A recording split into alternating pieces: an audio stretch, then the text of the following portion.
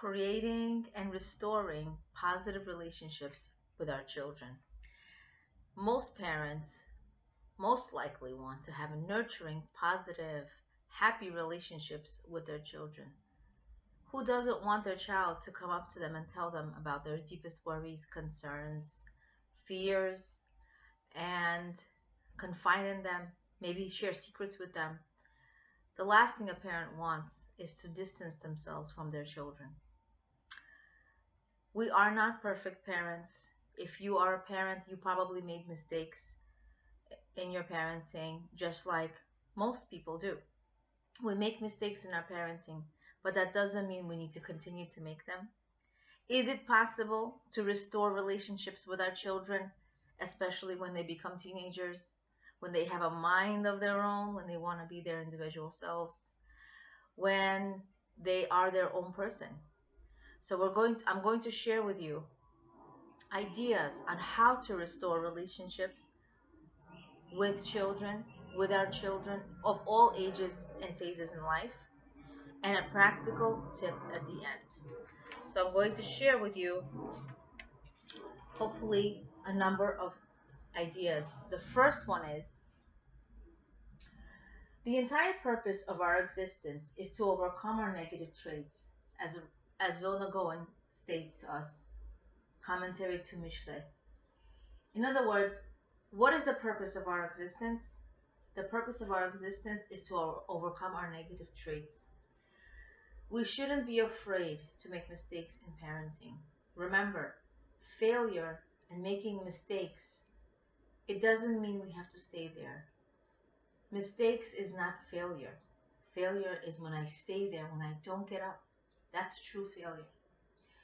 Parents need to change in every stage and phase of parenting. In other words, you can't be the same parent to your toddler versus to your young adolescent and to your older children. You can't be the same parent. We have to be different. We have to change ourselves. We discover new areas of ourselves as we parent our children, new traits that we need to fix. All of a sudden, the child who has always listened to you starts having temper tantrums, or has a sensitive nature, or has different types of needs and wants and preferences, and we discover that we need to change as well.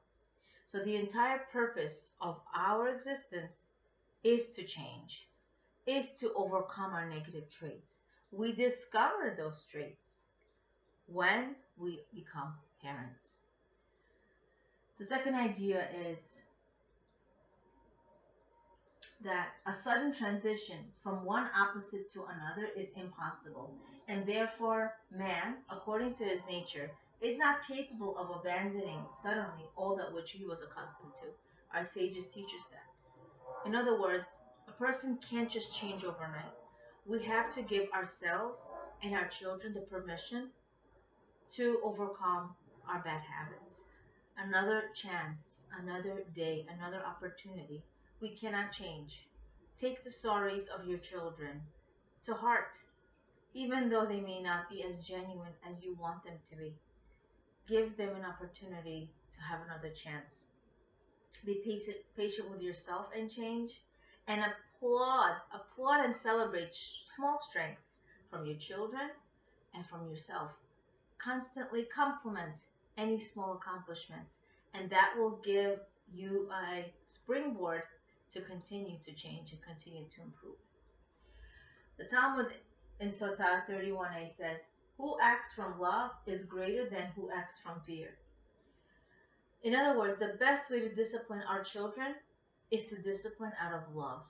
We know that Hashem does not want to hurt us. He doesn't know how to hurt you. He doesn't know how to hurt me. He does everything out of love. Even situations that may seem negative or painful or hurtful are really for our own good. Disciplining your children should be out of love, not out of hate, not out of anger. Many times we show anger and resentment towards our children, not because we're bad parents, but simply because we are reacting from being overwhelmed, from being stressed. And we want to lean on this child who's so small. And even if they seem bigger than us and are the same size physically, but they are small. They're not ready to support us emotionally. They need us to support them. They need their parents to lean on, not the parent to lean on the child, because the child will fall over, and not to live on emotions. I do everything for you. How can you treat me this way? Many times parents may say that. We have our children, unfortunately, oftentimes carry our burdens, our emotions. We were given the amazing role of being a parent to our children. This is a privilege. Not everyone is able to be a parent. Not everyone has that opportunity yet, that gift. So it's a gift, it's a privilege. Disciplining should be out of love. The child should know that, I upset my parents, and I wanna apologize. And I know my parents gave me this consequence out of love because they love and care about me. And even though the parent may obviously do this out of love, but the child should know that. The child should know that they are not being blamed for, and they're not as a consequence of stress and being overwhelmed, and they're not giving those burdens over to them. In Proverbs it says, though the righteous one may fall 7 times, he will rise. We need to give our children opportunities to change and to believe in them. Even if your children apologize without really apologizing the right way, eye contact, smiles, really hoping to change, making plans to change, we need to accept it, we need to take it and give them that new chance. No matter how many times we have made mistakes, Hashem loves us. He loves us again. He gives us another chance, another opportunity. And the way we treat others is the way we get to be treated by Hashem. We want to give our children new opportunities, new chances. We want to be that solid wall that they know they can rely on, that they know that when they're in trouble, when they're in pain, when they're embarrassed about what they did or said, that they know that they can run to their parents and tell them, because their parent is not there to hurt them. Their parent is there to help them. And that's what we want to do. We want to change that H from hurt to help. And even though you're not part of your parenting till now, the fact that you're watching this video shows that you care, shows that you want. And wanting to change, wanting to be better is really just half the road. You're halfway there. Just take the next best step forward. In Proverbs it says that who guards his mouth and tongue guards himself from troubles. We need to be careful on how we put down our children and how we label our children. You're always lazy. You never put your shoes away. You're always irresponsible. It affects the child in some way, and sometimes for life. The child can be an adult and see themselves as lazy, as incapable, as always wrong, as always the problem, as always the troublemaker. And it's a subconscious. They can be a CEO of a big company. They can be very successful in life, but their self-image is just destroyed from their childhood. And why? From their parents. And they could have been much more. Even though they're so big in life and successful, they could have been so much more. Internally. Happiness is internal. We know that. A person can have everything in life and still be unhappy.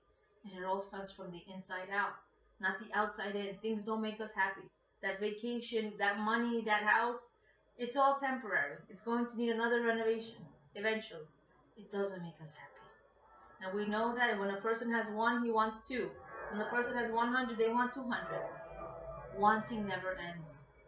We have to be careful with how we speak to our children.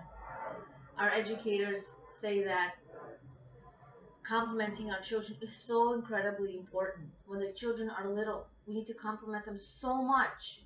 The ratio is 8-1. Every 8 compliments, 1 criticism. And teenagers, it's so much more. Every 9 or 10 compliments, there's 1 criticism. What's a compliment? Honey, sweetie, I love the way you look. I love the way you helped me. Thank you for doing this for me. I really appreciate you. These are all compliments. A smile is a compliment. So imagine every 8 or 9, and then we can give a criticism or some negative speech, because it won't hurt them as much. It'll cushion them, but we need to provide that cushion. But oftentimes we come from work, we think our day is over. No, The home life is where it begins. When we come home, this is the most important job in the world. Anybody else could be that professional, whether an accountant, a teacher, um, a CEO of a company. They could get another CEO of a company. There's only one mother. There's only one wife that's in the house that can run the home. That's privileged to run that home. So the day starts when we come home.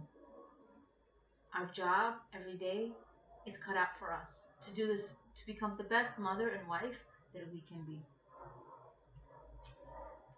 So in order for our children to readily accept our criticism or be more, accepting of it, then we need to cushion them with compliments, with love. Many times children carry internal pain, internal anger, internal resentment towards their parents, even as adults. And why is that so?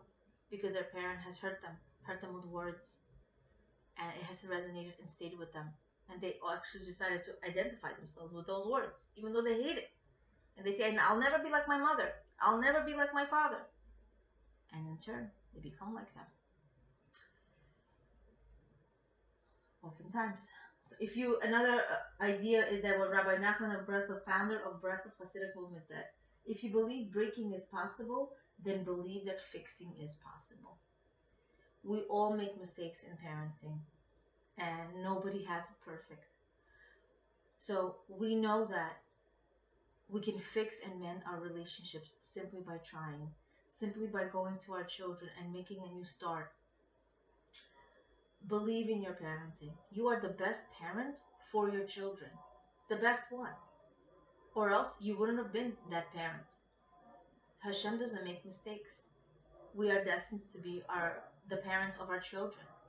And their personalities are exactly meant for us to become the best people possible. We are very good at solving everybody's issues if anybody asks us for advice. But when we look at our own life, we're like, whoa, if I only had that child, if I only had this type of life circumstance, my life would have been so much easier. My child is too sensitive, too loud, too irresponsible. If I only had. And look at that family. They don't even spend time with their children. And look at them. They just come out so perfect. The grass is always greener on the other side. We don't know people's issues. And we hope there are no issues. However, we have to know that our children are perfect for us to become what we're meant to become. Remember, we're here to work on ourselves, on our traits. So if that child is so sensitive and pushes your buttons, then that's exactly what we need to work on. To work on how sensitive we are. Am I sensitive enough? Maybe I need to work on my sensitivity, and that's why I have such a sensitive child. If we have a problem with ourselves, we see that problem in other people. If we're happy with ourselves, then we are accepting of other people. So we have to learn from our life circumstances. We have to learn from the people in our lives. They're really teaching us. They're helping us. They're emissaries from Hashem to help us to become the best people we can possibly be. And the last one I want to share with you is, once an error is learned, it is hard to unlearn. It is written in the Talmud. No matter what we do in parenting, good or something we're not proud of, our children look at us and they're going to take a picture of what we're doing, a picture of what we're saying. And no matter what, it's there. And hopefully we have a lot of proud moments to share. And yes, we all make mistakes in parenting. However, we have to internalize that we are examples to our children. You can have 5 different children, and all of them respond differently to the type of parenting you did. For example, let's take a drastic example. Let's say a parent is unfortunately an alcoholic. One child can grow up to hate alcohol. One of them could be addicted to alcohol. One of them becomes a therapist for alcoholic people. One of them has a clinic for alcoholic people. And one of them gives lectures and says, you know what, this is alcoholism is wrong, and I want to raise this awareness. So yes, children respond differently, but guess what? They still respond. They're still affected by what they went through in their childhood. But the way they choose to respond, we hope, can only be positive, can only be that they overcome their childhood challenges in being in such a home. But it rarely happens. It happens maybe 1 out of 5, as we can see from this example. So we want to understand, we want to internalize that yes, no matter what we do, our children look at us, we are their example. We hope to be proud parents. And I want to share with you one last thing. I want to share with you a practical tip to do with your children to restore relationships. All of these tips that I've given so far are to believe in ourselves and our parenting, that we can do the best parenting in the world. We can make a new start. We can learn to be better, not to give up on ourselves. And I applaud you for watching this video, because this shows that you want to change and that you want to become better. Even if your parenting is amazing, you want to know so much more. You want to improve. So the practical tip I want to leave you with is, let's say you had a situation with your child where there was conflict, there was an argument, there was tension.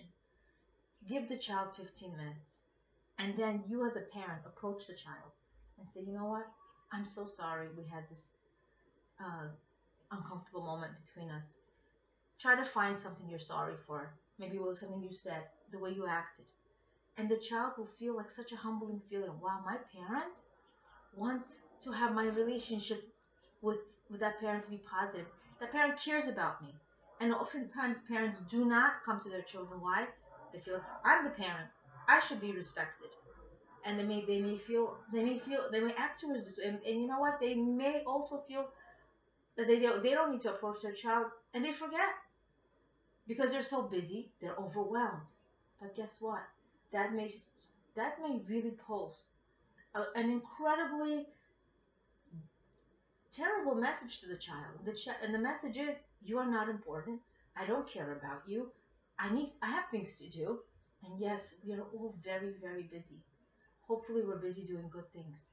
But remember, your children are your royalty, entrusted in your care, and we need to make sure that we have positive relationships. And if you've had terrible relationships, make that phone call to the child, or approach the child and say, I'm so sorry for the kind of parenting I did this far. I wanted to let you know that I care about you.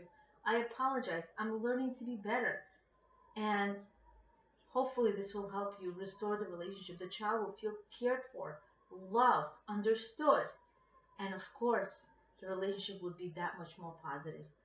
Appreciating the quotes from the book by Beth Warren, Secrets of a Kosher Girl. Leah Abramov, Being and Becoming. Awakening awareness of your greatness and potential.